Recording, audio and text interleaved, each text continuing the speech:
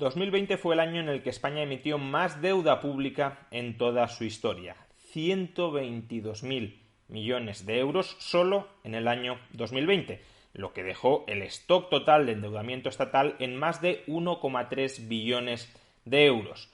¿Cuánto es 1,3 billones de euros? Bueno, de entrada equivale al 117% del Producto Interior Bruto, es decir, a más de todo lo que la economía española genera durante un año. Deberíamos dedicar más de toda la riqueza que generamos cada año para poder amortizarla. Otra forma de dimensionar cuánto representa esta magnitud de deuda pública es decir que cada español, como media, adeuda por el exceso de gasto que han acometido las administraciones públicas con respecto a sus ingresos hasta el momento, adeuda cada español de media 27.700 euros.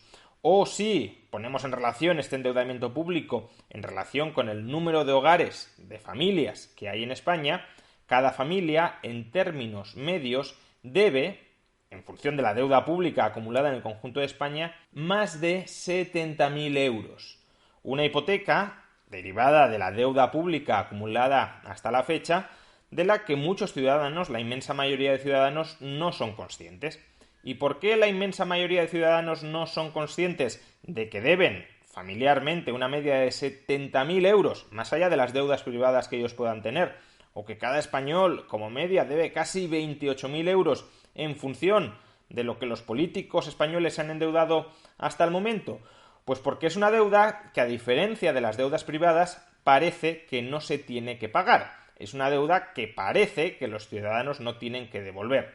Y este planteamiento tiene cierto sentido, tiene cierta lógica, porque es verdad que la deuda pública de estados solventes, y en un momento explicaré por qué es importante calificar al Estado como solvente, es verdad que la deuda pública de estados solventes en general nunca se amortiza, simplemente se refinancia. Es decir, que cuando la deuda pública llega a vencimiento, cuando hay que devolver la totalidad o parte de la deuda pública que hemos acumulado, no es que nos rasquemos el bolsillo para devolvérsela a quienes nos han prestado previamente ese dinero, sino que simplemente nos limitamos a hacer otra nueva emisión de deuda pública y con lo que recaudamos a través de esa nueva emisión amortizamos la emisión antigua que ha llegado a vencimiento. En general, en los estados solventes, lo único que se paga por los títulos de deuda pública emitidos son los intereses. Los intereses de la deuda sí que salen de los impuestos que pagan los ciudadanos. Y ahora mismo los intereses que se pagan por la deuda pública española no son realmente extraordinarios. El tipo de interés medio que estamos pagando por toda la deuda pública que hemos emitido el conjunto de administraciones públicas españolas no alcanza el 2,4%. Por tanto, se trata de un tipo de interés relativamente moderado sobre una montaña de deuda pública cuya expectativa es que no tengamos que devolver en ningún momento porque a vencimiento la seguiremos refinanciando. Sin embargo, recordemos lo que he dicho, la deuda pública de estados solventes no se suele pagar, sino que se suele refinanciar. Pero evidentemente, para que los inversores estén dispuestos a refinanciar recurrentemente la deuda pública que llega a vencimiento, esa deuda pública, como he enfatizado, tiene que generar la percepción de ser solvente.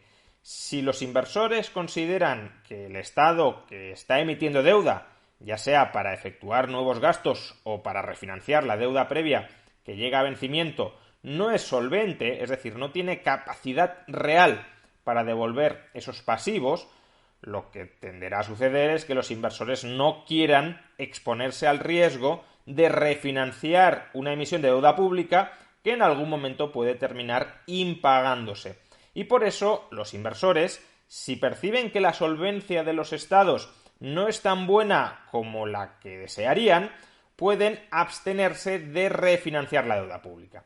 Y si los inversores se abstienen de refinanciar una deuda pública que llega a vencimiento, la única forma que tiene un Estado para persuadirles, para incentivarles a que sigan refinanciando la deuda pública es pagando tipos de interés más altos por esa deuda pública, de tal manera que los inversores digan, aunque este Estado no es extraordinariamente solvente, como paga tipos de interés suficientemente altos, me interesa refinanciarle su deuda a esos tipos de interés. El problema que tiene esto es que las subidas de tipos de interés se pueden convertir en profecías autocumplidas de degeneración de la solvencia estatal. Si los inversores temen que un Estado no es especialmente solvente y solo aceptan prestarle a tipos de interés más altos, la solvencia de ese Estado a esos tipos de interés tan altos se sigue resintiendo, con lo cual, adicionalmente, los inversores tendrán menos incentivos a prestarle y solo aceptarán prestarle de nuevo a tipos de interés que cada vez serán mayores y que seguirán estrangulando la solvencia financiera de ese Estado. Por ejemplo, ahora mismo, en el caso de España, por cada punto de deuda pública que pagamos en intereses, tenemos que destinar el 1,17% del Producto Interior Bruto. ¿Esto qué significa? Pues que aproximadamente si pagáramos un tipo de interés medio, no del 2,3-2,4% que estamos pagando en la actualidad, sino del 5%, que es un tipo de interés medio que hemos pagado muchas veces en nuestra historia, tendríamos que dedicar aproximadamente el 6% del PIB a pagar los intereses de la deuda. ¿Cuánto es el 6% del PIB? Pues más o menos todo lo que gastamos en sanidad pública durante un año, o casi tanto como lo que recaudamos por IVA en un año.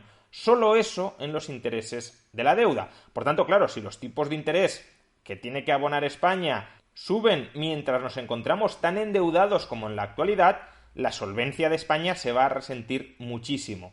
Y cuando la solvencia se resiente, la única alternativa que tenemos a seguir pagando tipos de interés más altos para poder refinanciarnos, lo cual es una carrera con un recorrido bastante escaso, porque esa carrera nos lleva al default, al impago completo, no podemos pagar tipos de interés crecientemente altos.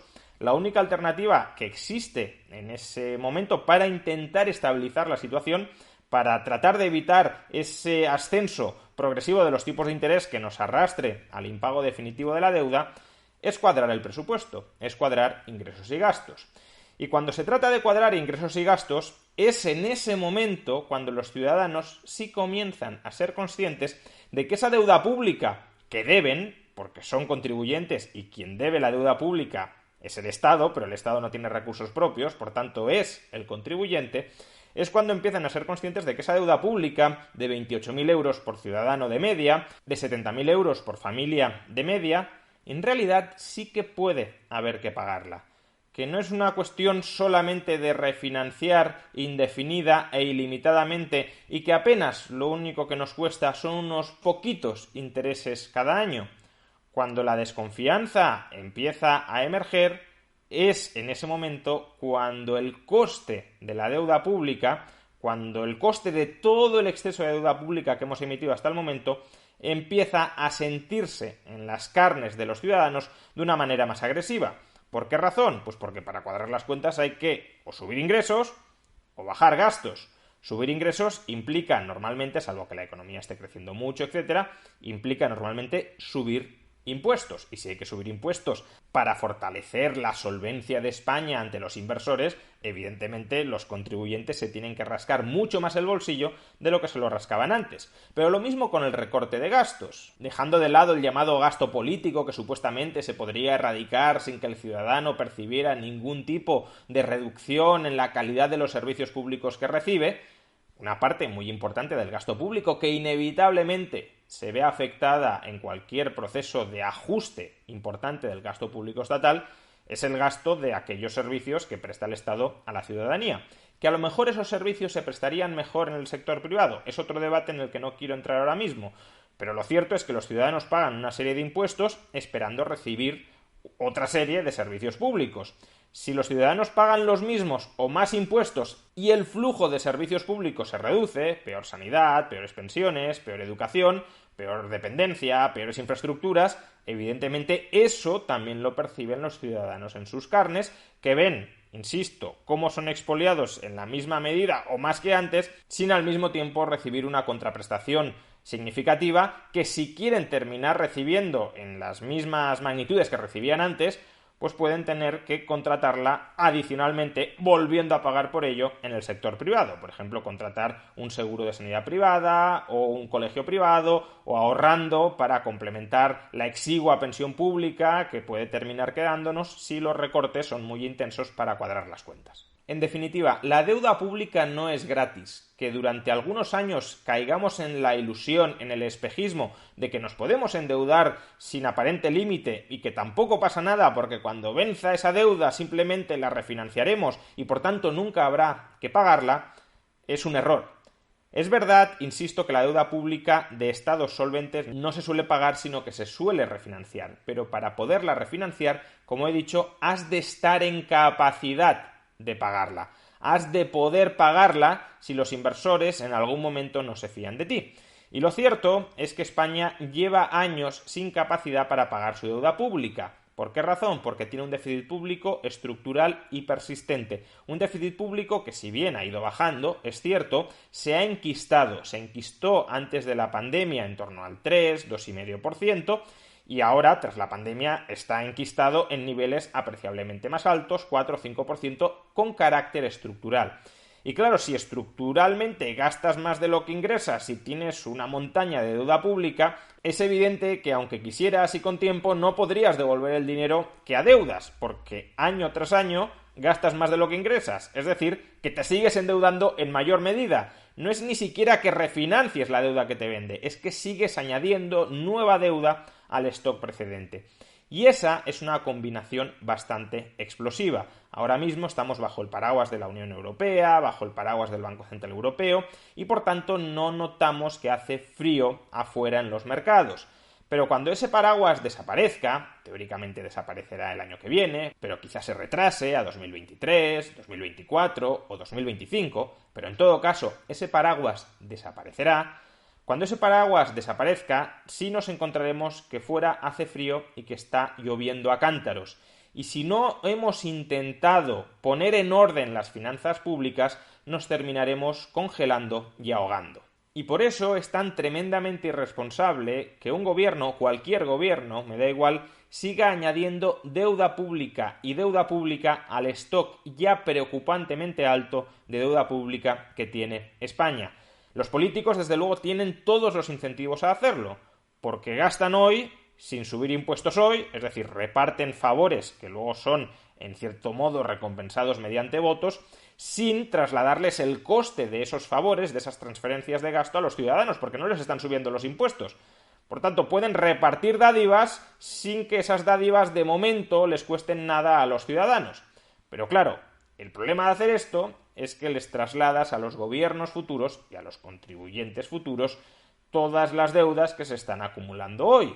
El político irresponsable y cortoplacista está encantado con endeudarse hoy y trasladarle el problema a las generaciones futuras, pero un político medianamente diligente debería ser suficientemente responsable como para entender que aunque quizá a él eso no le pase factura electoral, al revés, incluso aunque pueda rentabilizar electoralmente ese endeudamiento público, en realidad está generando un daño muy profundo a su país, a los contribuyentes e incluso a la clase política futura, que va a tener que navegar en unas aguas presupuestarias mucho más procelosas que las aguas presupuestarias actuales.